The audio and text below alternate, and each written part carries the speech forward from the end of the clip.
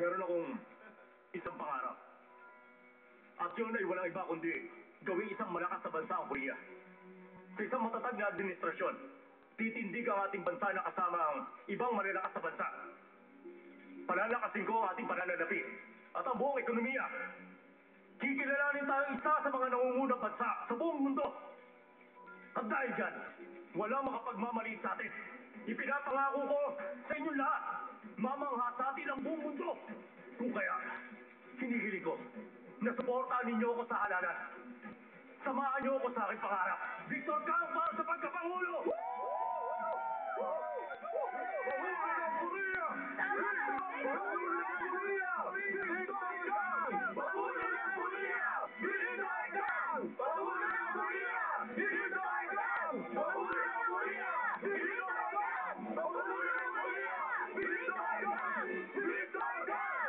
Mas malaki sa inaasahan natin ang approval rating ni Victor Kang.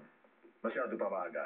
Pero ang kabataan at kasiglahan ni Victor Kang mukhang kinakagat ng marami mga botante. Matapos ang nakaraang TV debate, mas lalo lumakayagkaw sa rating yung dalawa. Hindi naman tayo dapat mag-alala. Naniniwala akong sa huli pipiliin pa rin ng taong bayan kung sino ang may matagal ng karanasan sa gobyerno.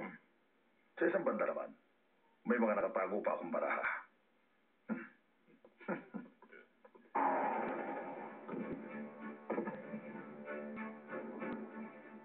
Ako po si Victor Kang ng People's Friend Party.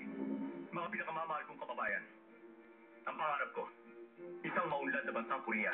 Ang pangarap ko, dakilain tayo ng mundo.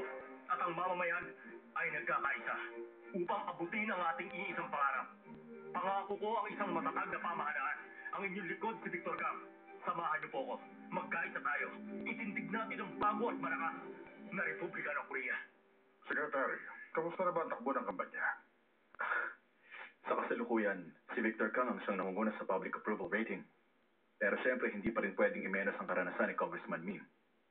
Ilang eleksyon na rin ang napagwagian niya. Sa tingin ko kung magkakaisang oposisyon sa isang kandidato, hindi magiging madali yun para kay Victor. Yung approval rating ni Morin, hindi pa rin ba nagbabago hanggang ngayon? Kahit na talaga mahusay siya, sa takbo ng sitwasyon, tingin ko mahihirapan talaga siya. Inaasahan ko yan. Maaaring mahalaga sa isang Pangulo impluwensya at karanasan sa politika. Pero mahalaga rin ang klase ng kanyang pagkatao. Sa totoo lang, parehong kailangan na bansa ang talino ni Victor Kang at ang puso ni Morin Seo. Kung magkakasama kanilang katakian para maglingkod sa isang mithiin, natitiyak kung maikinabang ng gusto ang ating bansa. Hindi ko lang tiyak kung may chance magkasama pa sila.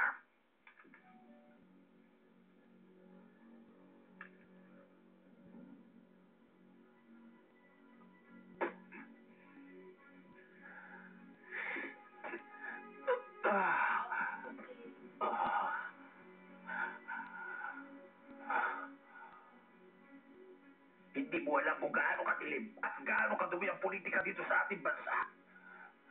Tama talaga si tatay sa sinabi niya. Pareho kaming biktima ng katotohanan yan. Kung sino ka man, mahuhuli rin kita. Magbabayad ka sa akin ng ilang ulit.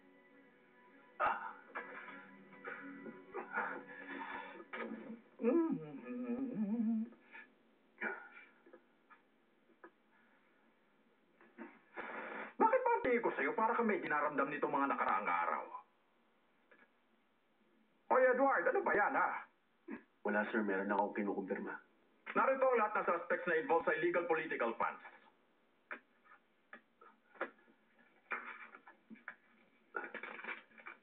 Teka, ganito karaming taong iimbestigahan natin sa panahon ng eleksyon? Oh, presidential candidate ang isang to. Mukhang may sabi-chat yung anak niya. Hindi ba ang sabi, kung gusto mo sumikat, kailangan mo ng tulong ng sino man sa miyembro ng iyong pamilya? Ay, akala ng mga taong yan, pinagpala sila ng langit. Ang pindi ng korupsyon na to. Di ba ito matatapos? Anyway, hindi tayo pwede tumigil sa ating pag-iimbestiga. Pero hindi dapat isipin ng iba na ang ginagawa natin ay targeted at political harassment. Kaya importante ang sikretong investigasyon. Maliwanag ba? I understand, sir. Parang bungangerang binan. Mauli na po ako sa iyo.